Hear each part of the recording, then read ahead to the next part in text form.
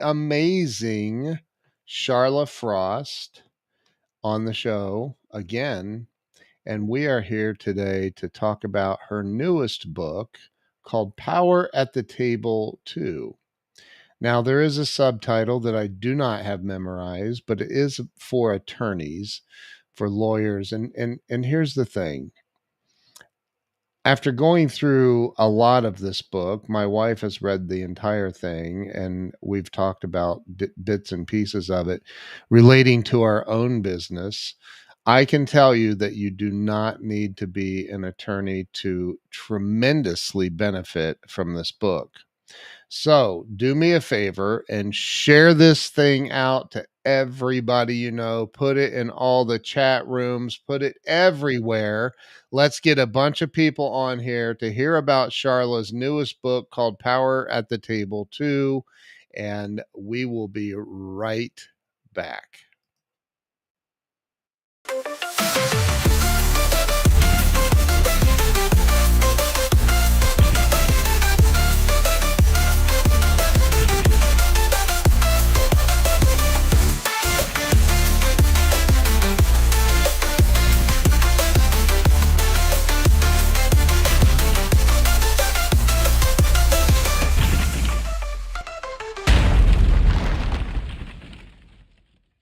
Let me bring Sharla on. Sharla, welcome back. Good morning. Good morning.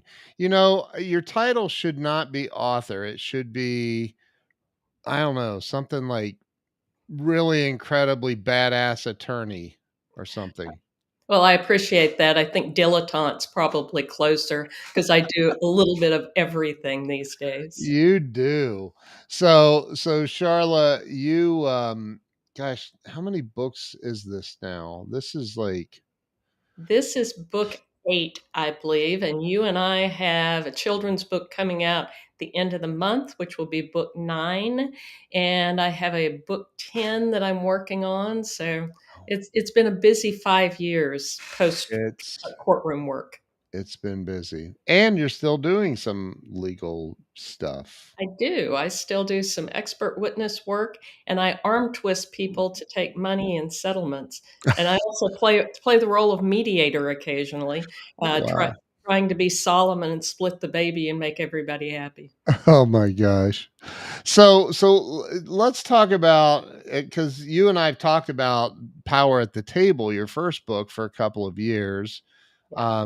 And we talked about you rewriting it and making it because it was what was the subtitle of the first one?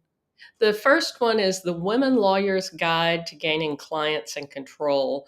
The That's it. subtitle to book 2 is The Lawyer's Guide to Gaining Clients and Control because I discovered, shockingly, that men were reluctant to buy a book that said it was only for women. And it wasn't Yeah, really only for women, but we made some changes and made this the gender neutral version of yeah. Power at the Table.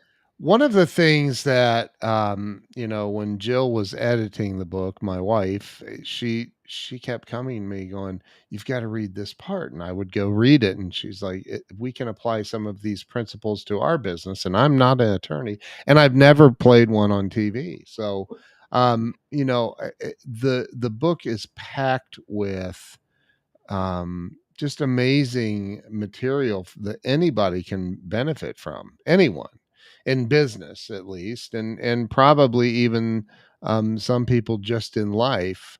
So talk about what I guess the why did you decide okay, maybe the whole world needs this.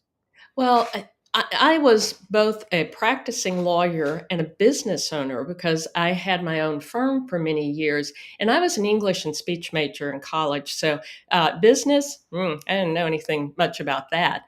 But what I learned the hard way was that in order to make your business work, you really had to have clients and you had to find a way to generate business and keep everything moving, and there just wasn't a resource out there for that.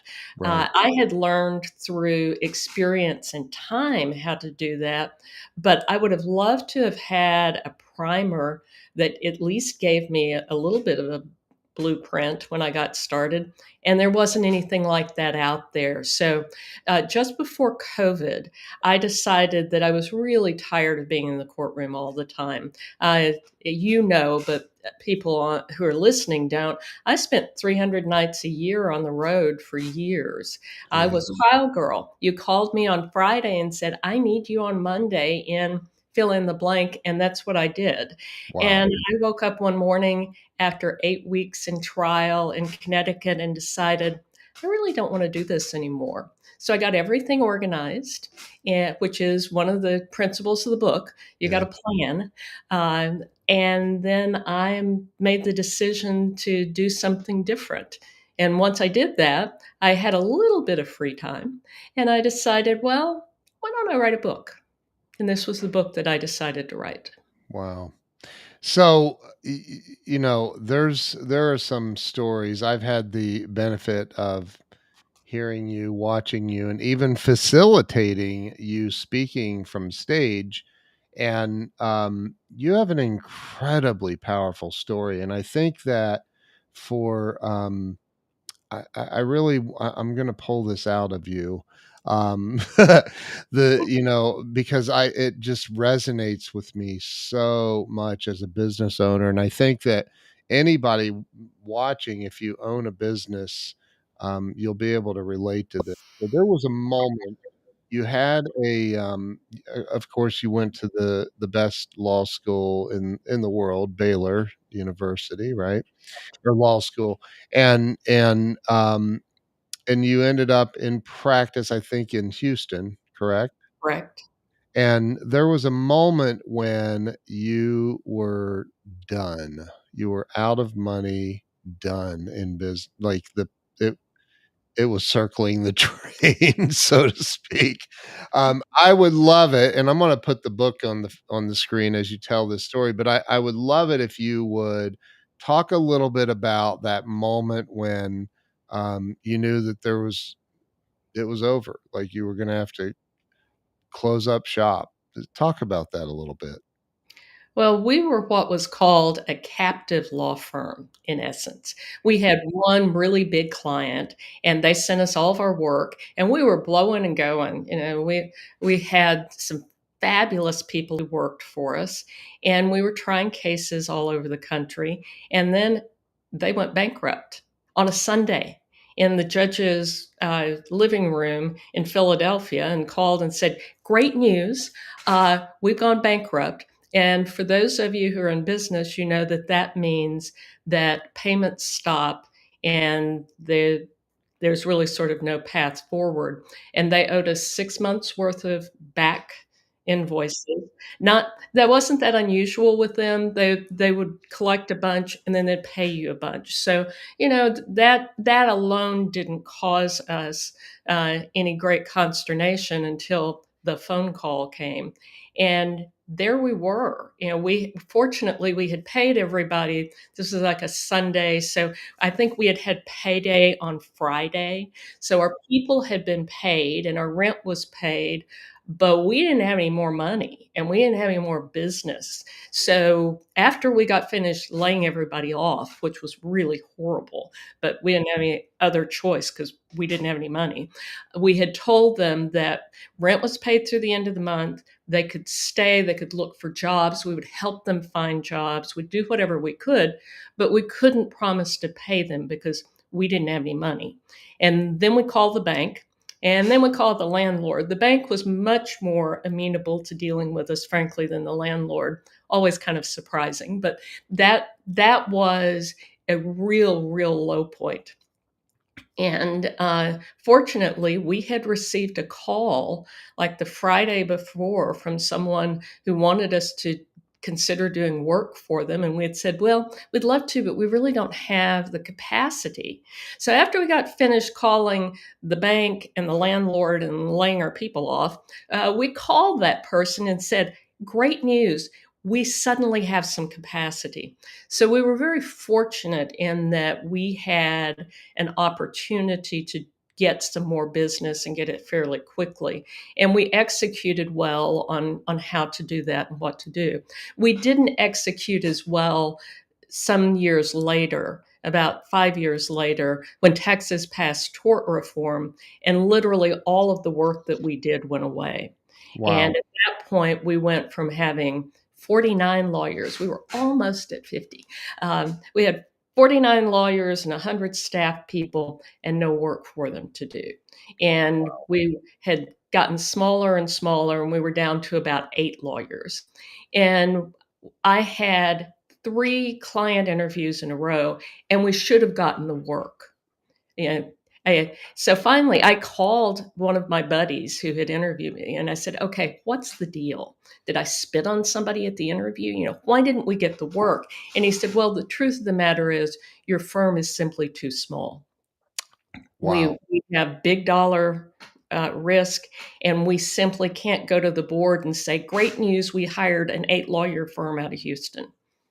So I said, well, if it's truly size, we can control for that. And I started to search for a firm for us to join and found a firm out of New York that was looking to expand their Houston office, and went there, took my work with me, was there for about 18 months. And then my biggest, oldest client came to me and said, "Love you, don't love your firm. Here's a list. Go to one of these other places." And that's what I did, because that's what you do if it's your biggest, longest client. Now, Yeah. I will say that the firm, which I'm not going to name, but they were phenomenal. They offered to put me on committees and take me off of the usual compensation track and do all sorts of things to try and keep me. And I really appreciated that. But it didn't make good business sense either for me or for them, because I was by that point almost almost 50, maybe 50, something like that. Anyway, I was too old to start all over with Yeah. brand new clients. And so I took my oldest, biggest client and went somewhere else. And that's Wow. what you do. Yeah. But that's among the things that I talk about in the book, is the importance of contacts and having relationships. Those people that called us that day after our client had gone bankrupt, those were people who were familiar with us, not so much personally. They were familiar with our work, and they were familiar with what we were able to bring to the table. Right. So it's more than just who you know, it's finding a way to identify your strengths and how those strengths can help your client. Because at the end of the day, they may like you, but it's really about what you can deliver on the bottom line.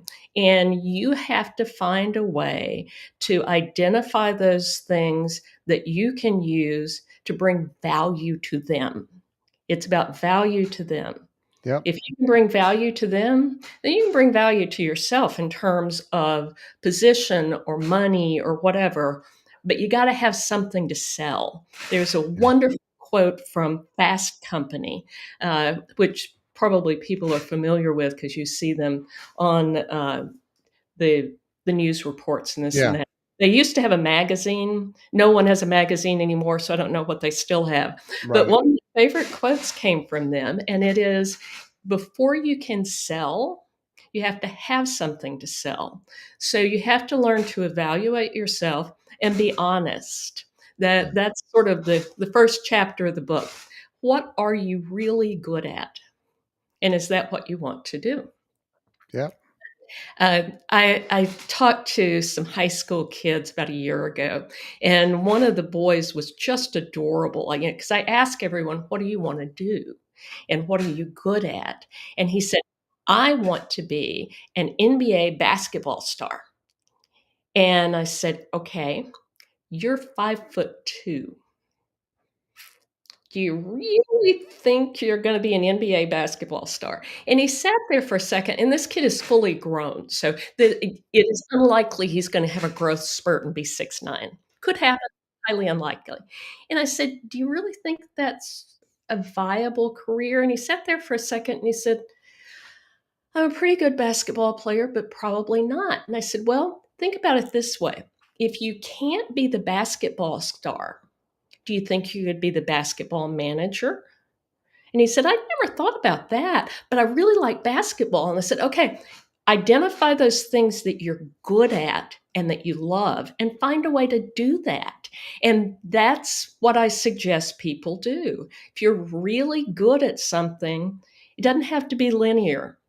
Think if you can't be the basketball star, be the basketball manager, be the owner, be the whatever. There are ways to do that, and Yeah. that's true in business. It's true in the practice of law. There are Yeah. a lot of people who hated courtroom work.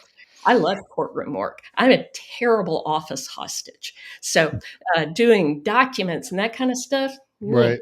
not my thing. No. Going to the courtroom and advocating for my client, that I like.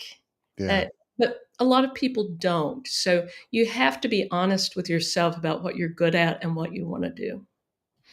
What about the people in life who are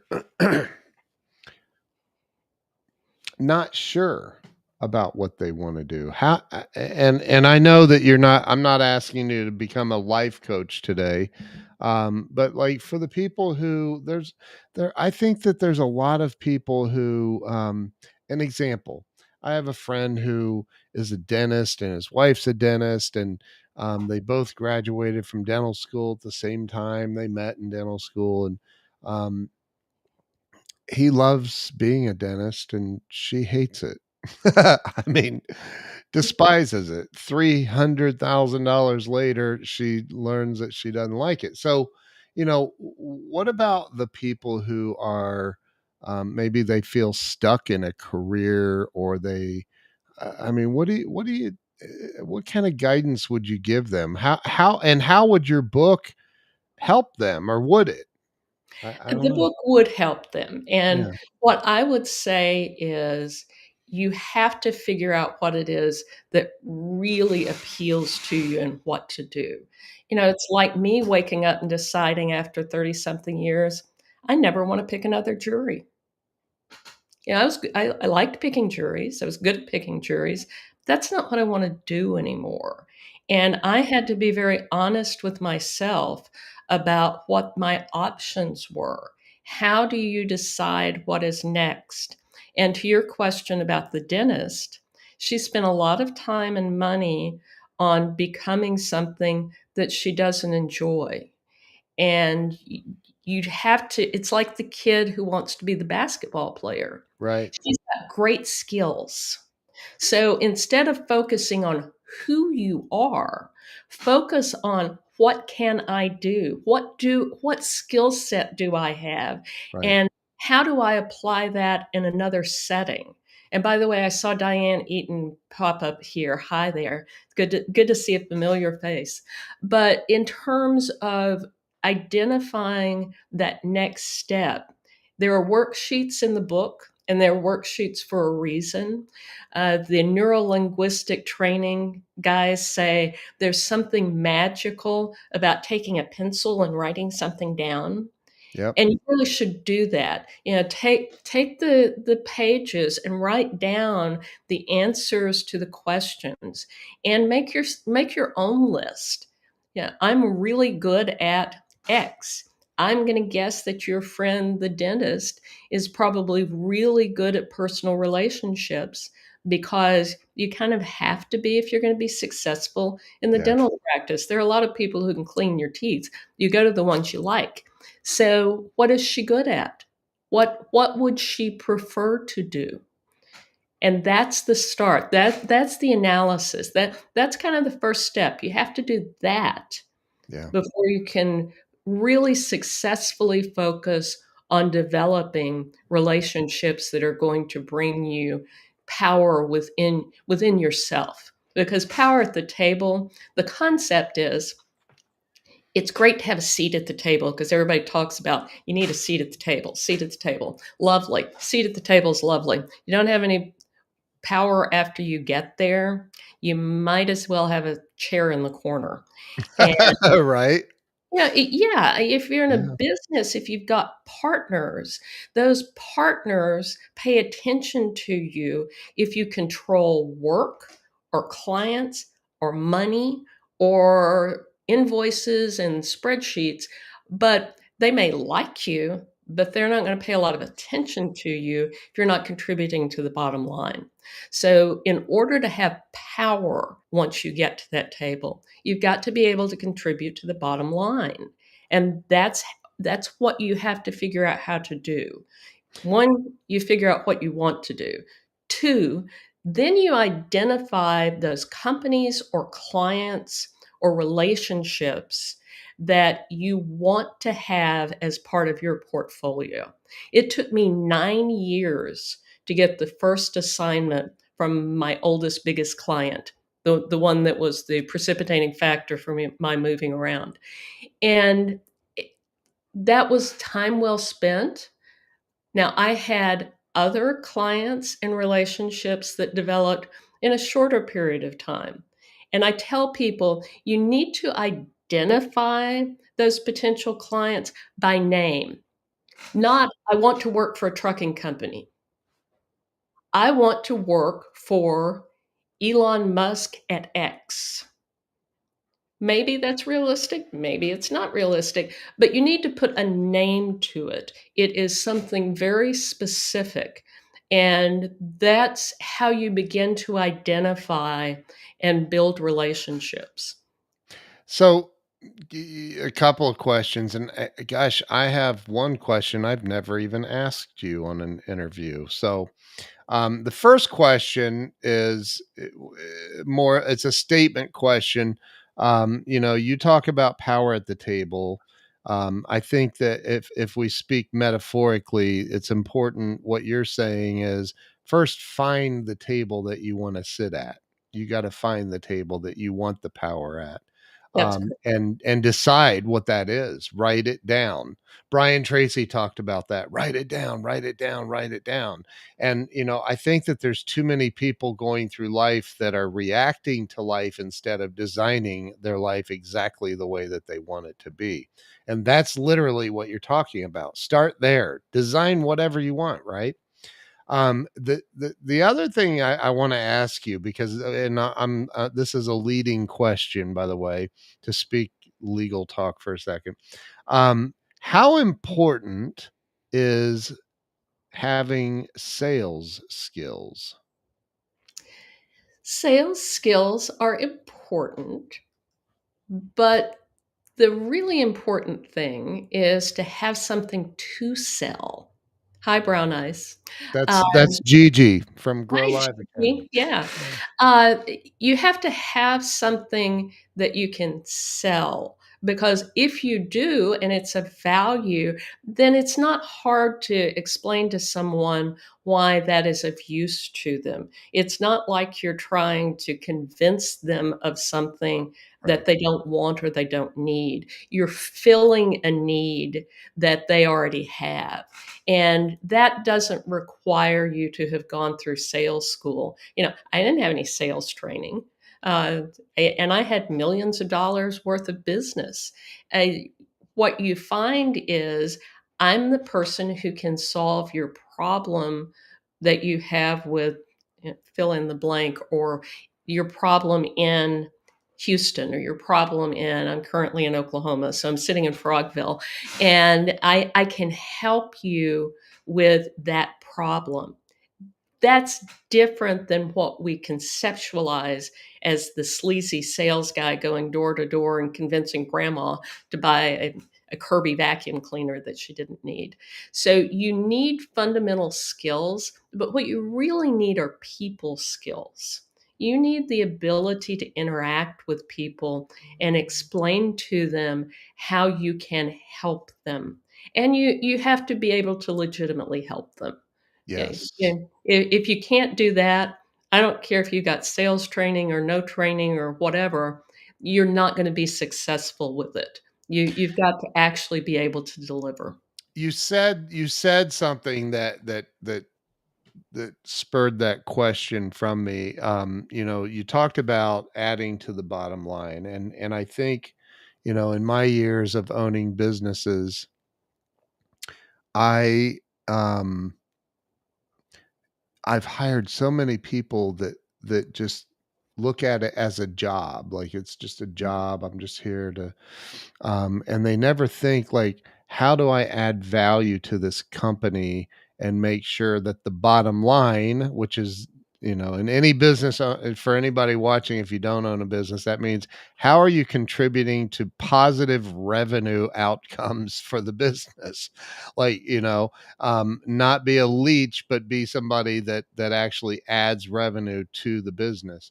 And I know you and I've had long, lengthy conversations about this stuff one on one, but you know, uh, it sounded to me like that's kind of what you were referring to, like how, like, bring value to the business that you're working with, whether it's you're an independent of counsel attorney with that practice, or you're, doing whatever with the company. Bringing value and adding to the bottom line is so important.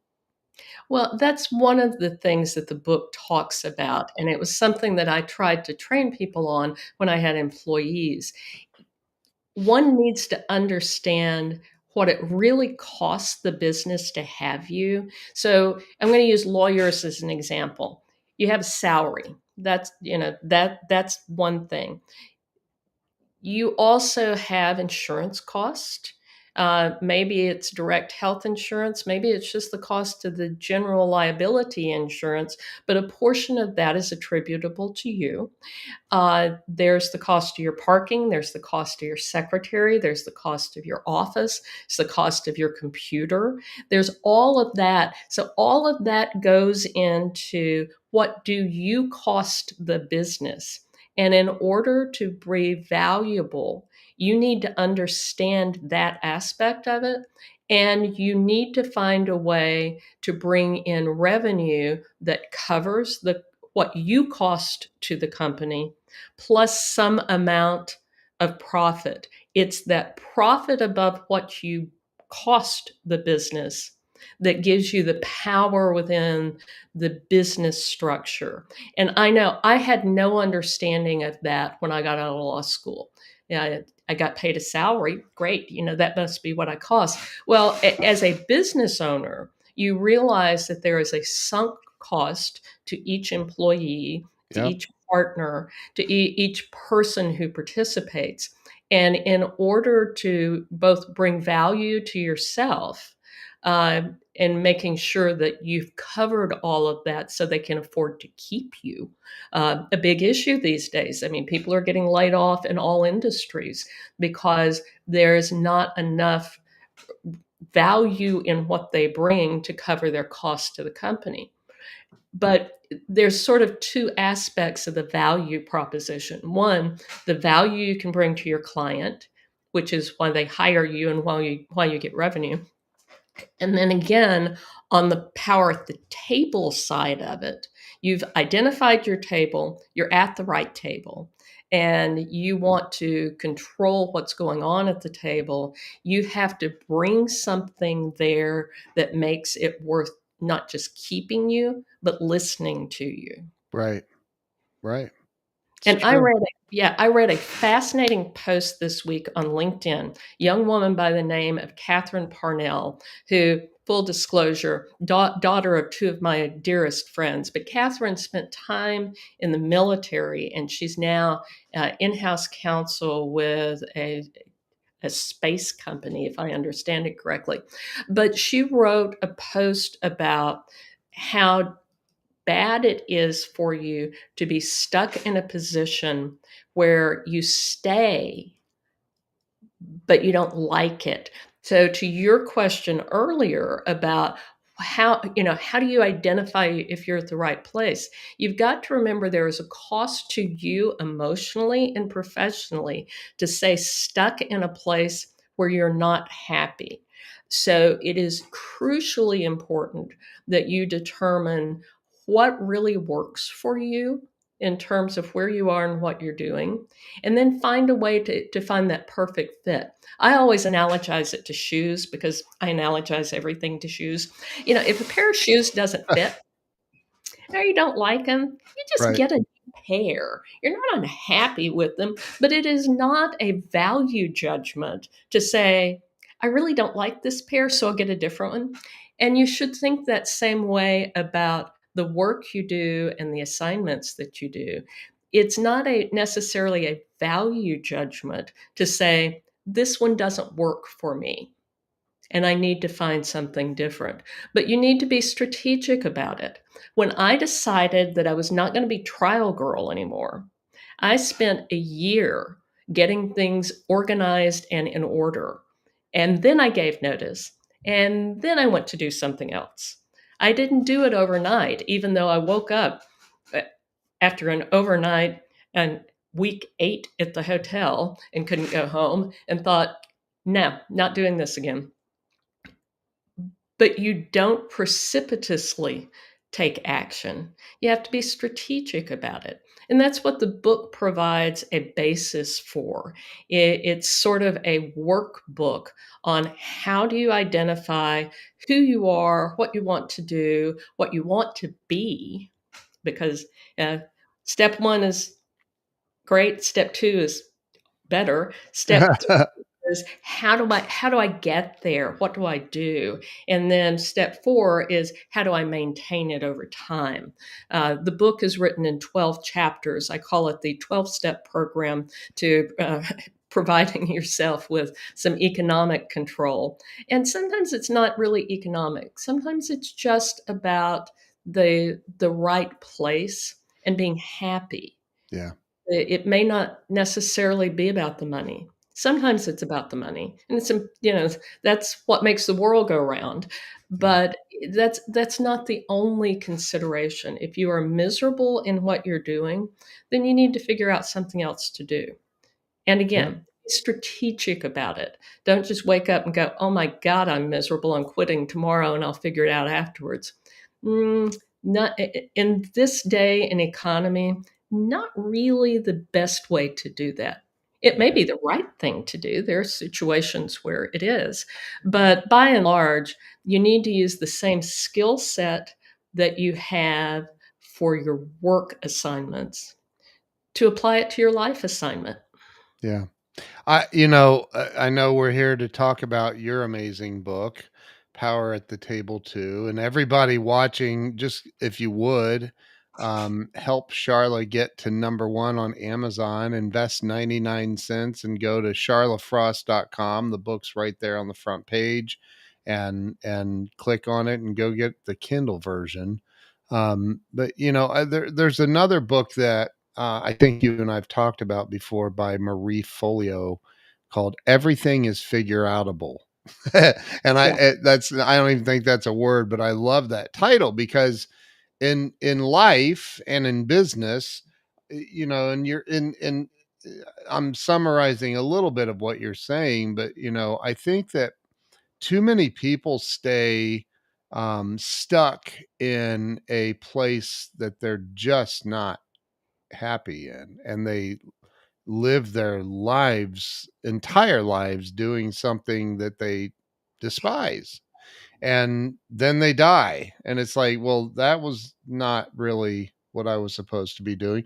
And that's something that I'm seeing you do. For anybody watching that wants an amazing speaker on their stage, if you do events or corporate thing, I mean, Charla, you're an amazing speaker, you're a great leader, and I've seen you speak and actually get emotional and bring out emotion in the audience and make people really stop and go, wow, am I on the right path? And I love that about you, because you do make people question whether or not they're doing what they're supposed to be doing. And you've kind of shifted gears from being this powerful attorney to now you're writing children's books. This is your newest book, and we have another children's book coming out at the end of the month. But you're also speaking on stages all over the nation. You're doing some corporate training stuff, and you're having fun. Yeah, I like to think that I live the by example what Yeah, I try to teach other people to do. yeah, But my path is a good example of taking existing skill set and applying it to something new. Because all those years I spent in the courtroom and in front of juries That's the ultimate in speaker training. If if you can talk to a jury in Port Gibson, Mississippi, and turn around 2 weeks later and talk to a jury in downtown Manhattan, somebody has trained you how to do something. And I was fortunate, I was a debater in college. And for those of you who have kids going to college, strongly recommend you make them go debate. It not only is it healthy for our society because you have to argue both sides of the proposition with equal vigor, because one round you're negative and next round you're affirmative. It gives you a very different perspective on issues. But that was a skill I had, but I wanted to find a different way to apply it. And I love, as I tell people, I love a captive audience. So being on stage and talking to people is something I really enjoy doing. And I like to think that I can bring something of value, because if someone can learn something from my experience so they don't have to experience it themselves, that's the ultimate. And if I can teach you how to have a game plan. So when you get that call that says, great news, we just filed for bankruptcy, Right. I don't want anyone to ever have to have that sinking feeling when you go in and say to your staff, which was like family, uh, you don't have a job anymore. And Yeah. that's something I would like to see people avoid. Excuse me. I don't think people realize that we as business owners, there's been people I've had to let go in the past that I, I just adored, and I'm like, I can't believe I have to do this, and it is so. It's probably one of the hardest things I've ever done in my life, and I don't think people can relate to that sometimes. And probably, if you've never had to do it, there's no way to explain it.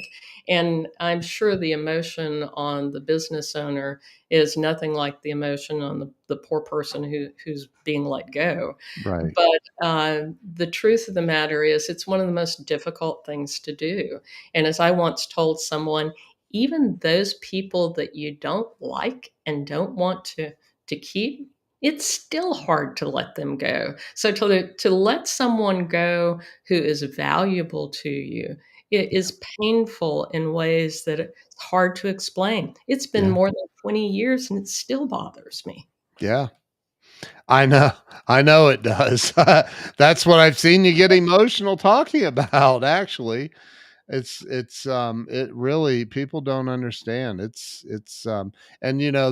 I think a lot of people who are just don't own a business, or their employees, they just they think that, oh, you're just a greedy business owner, and no, I'm trying to keep my baby alive, and it's tough. It's really tough. But for everybody watching, I'm going to say it again. Please go to charlafrost.com. It's scrolling across the bottom of the screen. You can click on the book from there and go over and grab a copy of the Kindle version and read this book. And there's also worksheets, like Sharla said in the book. Grab a hard copy of it too, or a paperback version. It's all on there. Um, but Sharla, what's the biggest takeaway that, whether it's an attorney or a business owner, or just a regular person that's going to read this book, what do you think the biggest takeaway will be for them from reading the your new book? I think that it will be that you need to be strategic and consistent in contacts with those potential clients and customers that you have. As I tell people, you have to put it on the calendar. If it isn't on the calendar, it's not going to happen.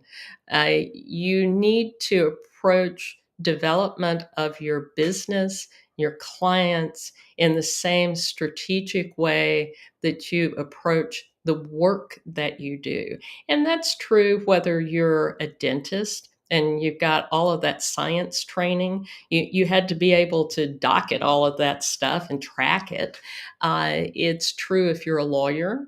If you're a lawyer, you know if it isn't on the calendar, it doesn't exist. So you have to use your case management skills if you are a litigator, and go ahead and put deadlines and reminders. Or if you're that in-house guy who really loves writing briefs and getting them in on time, again, same concept. Make sure it's on the calendar and that you do it. But it's about follow up. And in some ways, it's almost muscle memory. I love the book Outliers by Malcolm Gladwell, where he talks about it takes 10,000 hours to become proficient at something. And it does. And that's true of this sort of approach and work as well. It doesn't happen overnight. That 9 year timeline for me, not really that unusual. It can take that long. You want things that don't take quite that long, particularly if you are further along in your career. We don't want to be 100 and still chasing after clients, but maybe. Yeah. But it's about consistency and moving forward. It's mindset as much as anything. And like you said, Brian Tracy is a great example. Learn from the people who do the things that you would like to do. And I'll put in a plug for you, Ken, because you've been terrific in teaching me skills that I really didn't have. The technology, not really my thing. I had somebody I could call for that. Yeah. So learning how to do some of this stuff myself has been a learning curve for me. It's Yeah. been kind of a straight up and down learning curve for me. But I've worked with tremendous people, you and others, in learning to augment the skills that I already had in order to turn them into something else. And Yeah. it's okay to ask for help. That's something that I think anyone who's reading the book will appreciate, and anyone who's following the process should understand. Maybe you need a marketing buddy. Maybe you've got somebody to keep you accountable. Yeah. Did you call Bob this week? Oh no, I got busy. You need to call Bob this week. Yeah. So that's important. But the book will help you focus on what it takes to be sort of your own self-supporting entity, even if you're within an organization, because that's your power. Yeah. Your power at the table. I totally agree with you. I think that again, I remember because I always thought, well, if you go to law school, you're just automatically wealthy. And until I ran in my early to mid 20s, I guess, I run into this guy. I was a sales call or something. He was a law professor at Columbus State, maybe in Ohio. I don't remember what where he was a professor, maybe Ohio State, but um, he said to me because he was definitely not wealthy, and you could just tell, and I was like,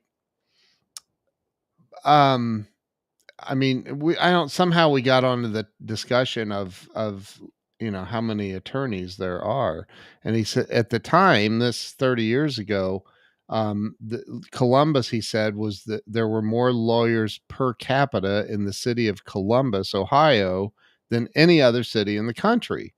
And I was like, really? And he's like, yeah. He goes, do you know what the average income is for an attorney in Columbus, Ohio? And I'm guessing, 100,000. I didn't know. And he's like, try 20,000. It's $20,000. He goes, 20,000 is Mhm. the average.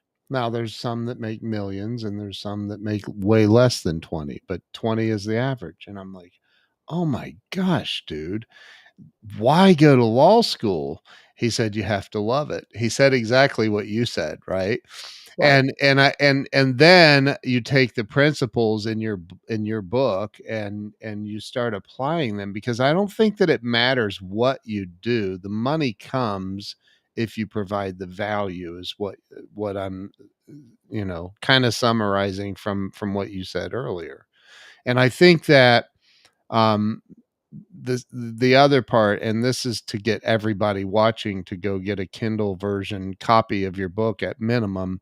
Um, Readers are leaders, and I heard that a long time ago. And I did not go to college. However, I know I've read probably 10, if not more times more books than any college graduate that I know. The more you read of anything, it doesn't matter. Read Charla's book. Read the Malcolm Gladwell book. What's it called again? The one I really like is Outliers. He has Outliers. several. I think Yeah. he has a fascinating way of looking at the world. Yeah. So you won't go wrong reading any of them, but Outliers is really my favorite. But I think that if people would read your book, and it just gives you another um, paradigm of the way things work. It gives you the ability to see things from the eyes of a trial attorney that is you've been very successful in what you've done. But for people to be able to say, wow, okay, I never looked at it from that perspective. It's always good to have a different perspective. I think that everybody should go get a copy of this and read it and apply the principles to your own life and your own businesses, whether you're an attorney or not. Well, and it's true that the book is titled for lawyers, but kind of the flip side is that lawyers, by and large, don't consider themselves business people, except you get out of law school and you've got a job. Job is good. But what you learn as you mature is that you have to have your own clients or you're really just an employee. And that number about average amount that lawyers make, for Yeah. years it has been $45,000 a year. It Wow. may be slightly more than that now, but it's not by much. So what you don't learn in law school, as you don't learn in college if you're an English and speech major, is that there is, in fact, a business aspect to what you're doing, but you're expected to do that, and nobody trains you how to do that. That's one of the impetus for this book. Uh, the profession expects lawyers to be business generators, and we refer to them as rainmakers. There Yep. are these fabulous rainmakers, and rainmakers bring in the work and they make all the money, and there are like five of them. Well, that's because they have a skill set and a perception of how to do things that many of the rest of us lack. And I Right. know I lacked that on the front end. I thought I was going to go to a law firm. I was going to stay there forever. They were going to Right.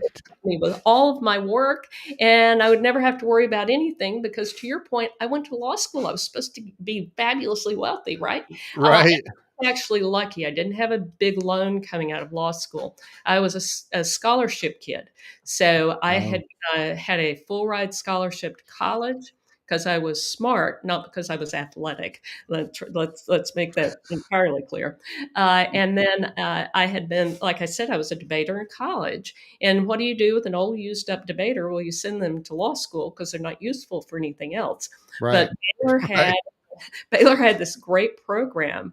They had one of their scholarships is the Jaworski Scholarship, and it was funded by Leon Jaworski's family.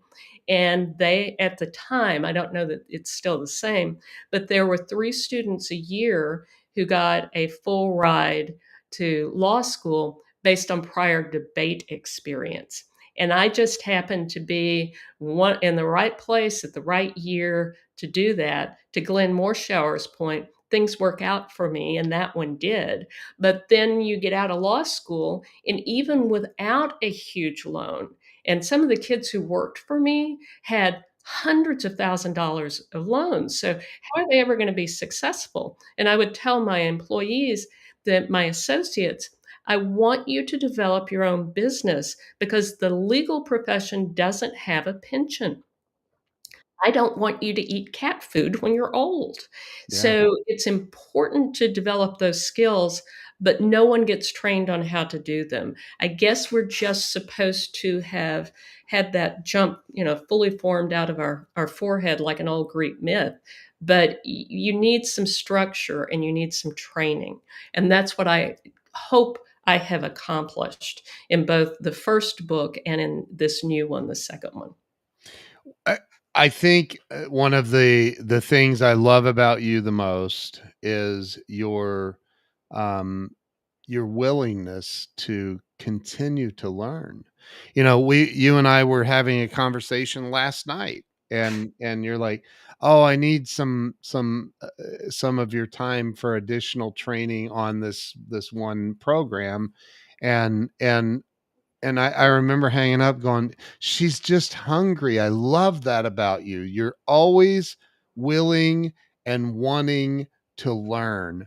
And excuse me, I think that's one of the driving factors in your success. It's probably the driving factor in your success in life and in business is you never stop learning. If you're still learning, you're still living. Yeah. And I had a great professor in college, Dr. Albert Hill. He was my philosophy professor, taught existential lit and modern American novels. Wouldn't let me sign up for children's literature, but that's a whole different story. But when I was in college, he did a sort of an informal survey of people about what did it mean to be a scholar and what did it mean to continue to grow. And without almost any exception, the people that he talked to all said that the thing that made a difference long term was continuing to learn. And the world changes. I don't ever want to wake up and be that person who says, yeah, I can't do anything, don't know how to do it. There's a lot I don't know how to do. And a lot of it, as you well know, I struggle with figuring it out. And by the way, I have a software program that I can't quite figure out, but I'm gonna figure it out. Uh, and that's what you do. That's what makes life fun and interesting. If you're stuck and you're unhappy, the people that you referred to earlier, people who are in their career and they're stuck, Yeah. learn something. These days you can learn so much for free. Yep. YouTube University, it may not teach you correctly, but you learn all sorts of stuff. And it's fascinating. Why sit on the couch and watch reruns if you can go and do something and learn something new? That's Unless you're watching our buddy Glenn Morshower's, 24 or The Resident or I'm Well, kidding. those are different. Those are quality reruns. Yeah. That's right. But, That's right. yeah, but No, there's always time to there learn is. something new, time to be something new, and that's really the premise of Power at the Table, is learn to be something new, because doing that will both serve yourself and it'll serve your clients or your customers, however you characterize those, and if you don't do things for pay, it still benefits society. So if you're opening a nonprofit and you want to figure out how best to maximize that, these concepts will apply there too.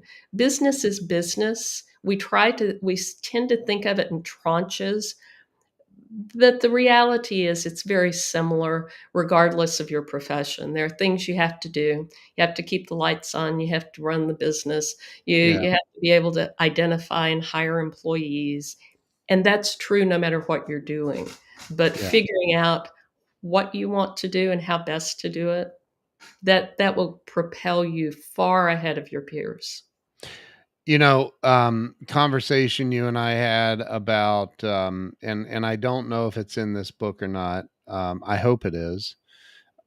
You're like, Ken, read the whole book and you'll know. But I don't remember. Like, anyway, we'll talk about that later. But um, so we talked about charging what you're worth one time. You and I did, and you were given some sage advice years ago along this route, and talk a little bit about that. And is that part in this book? It is. I figured it was. Yeah, one of the things you have to learn to do, I would tell people, "My time is for sale, it is not on sale." Now, the truth of the matter is I told someone who hired me recently, and he said, That's "Wow, beautiful. you're expensive." And I said, "Yes, I'm really good. I'm just not really cheap." Uh, one one one of the things that's hard to learn in business, but that's important, is to provide quality and to be fair to yourself, because the cheapest client out there, you might be able to get 1,000 of those, but they won't pay you anything. So you have to figure out ways to appropriately price what you're doing and to charge for it and Yep. not be embarrassed by it, because it takes time and effort to develop expertise. And that's something I learned the hard way too. I had a lawyer in New York who told me, "You can't be very good, you don't charge very much." It's like, "What? I thought I was providing great value for the money." And he said, "Not the way people look at it. You have to charge an appropriate price for what you're doing." And figuring out how that works and what that is sometimes trial and error. But you can get a zillion clients for low end price, or you can get a couple of really good clients for a fair price, and that's better both for you and for them, because you're not stretched too thin and you're not resentful of what they ask of you.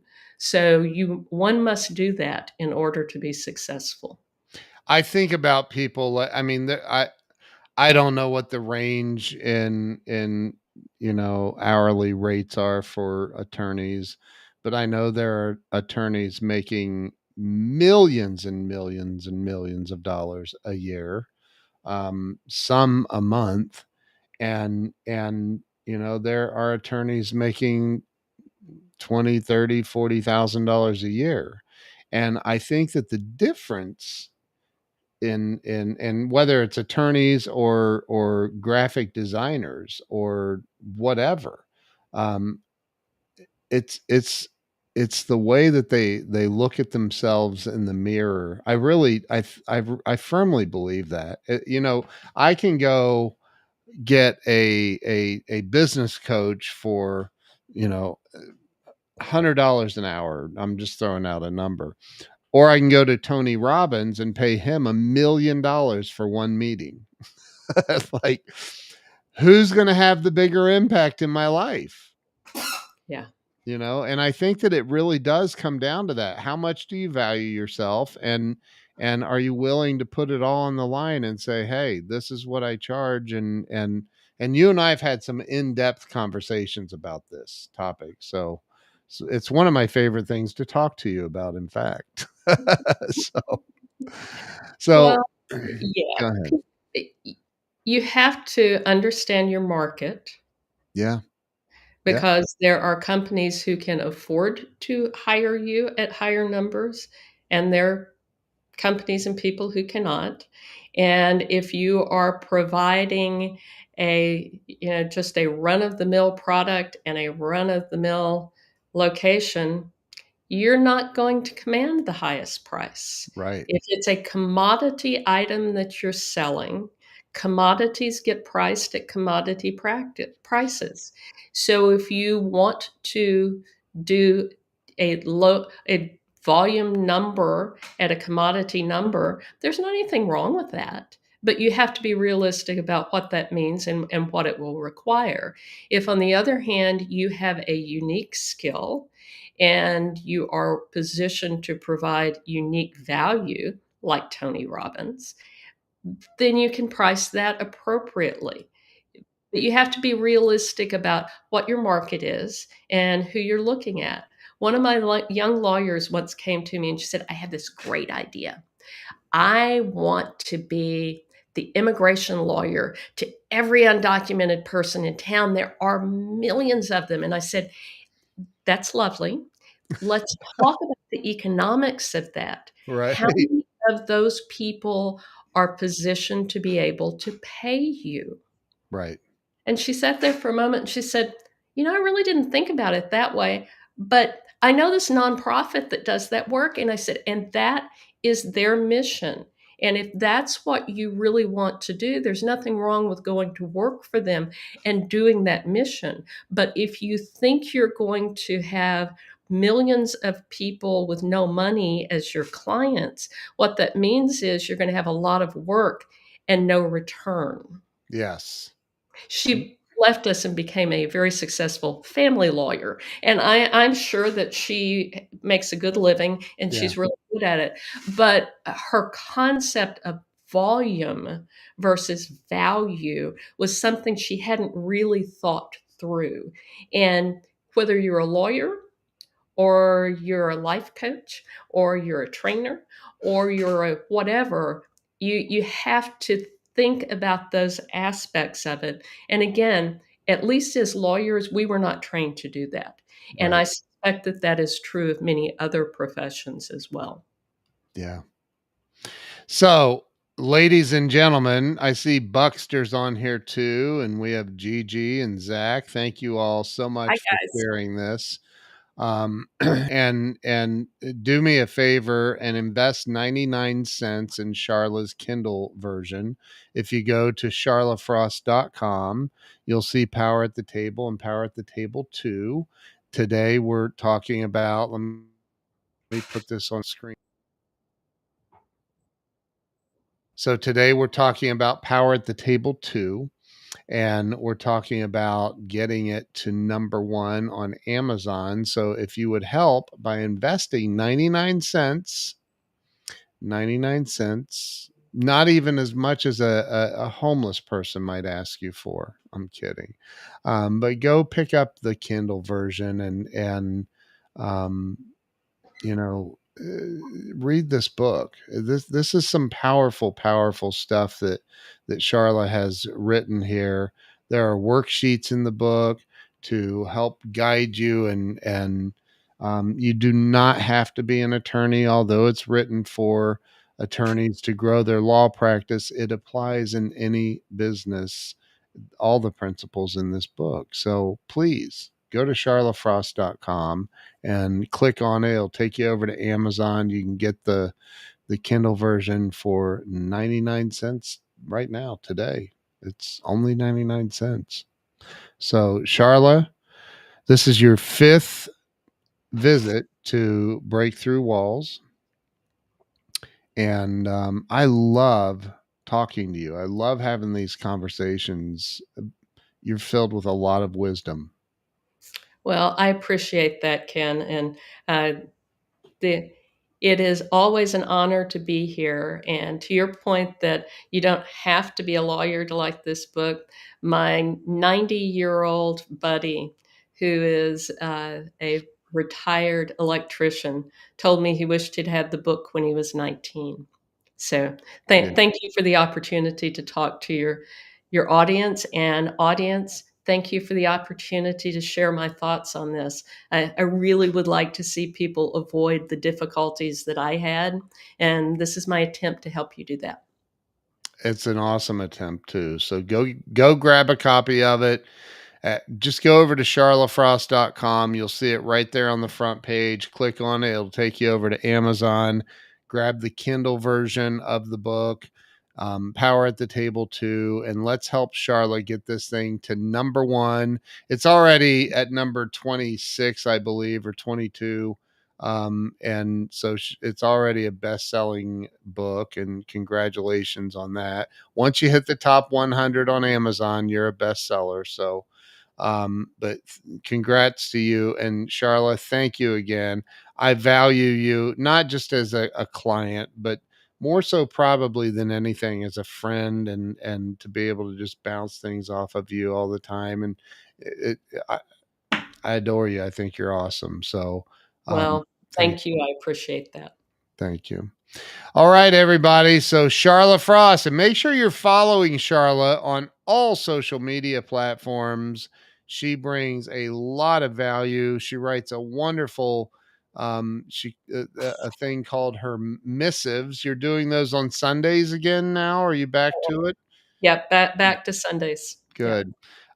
Amazing, amazing perspectives on life. These things are. So go check it out. Follow Charlotte everywhere. Facebook, Instagram, X. You're everywhere. You've I try. taken my advice. You're everywhere. Yeah. So thank you so much. Congratulations on the new book, Charla. And I'm going to throw it up on screen one more time with you. Everybody go grab a copy of that at charlafrost.com. Click on it, goes over to Amazon, grab a copy. Charla, thank you so much. Thank you, Ken. Have a great day. You too. Thank you all. Have a wonderful day, and we will see you really, really soon.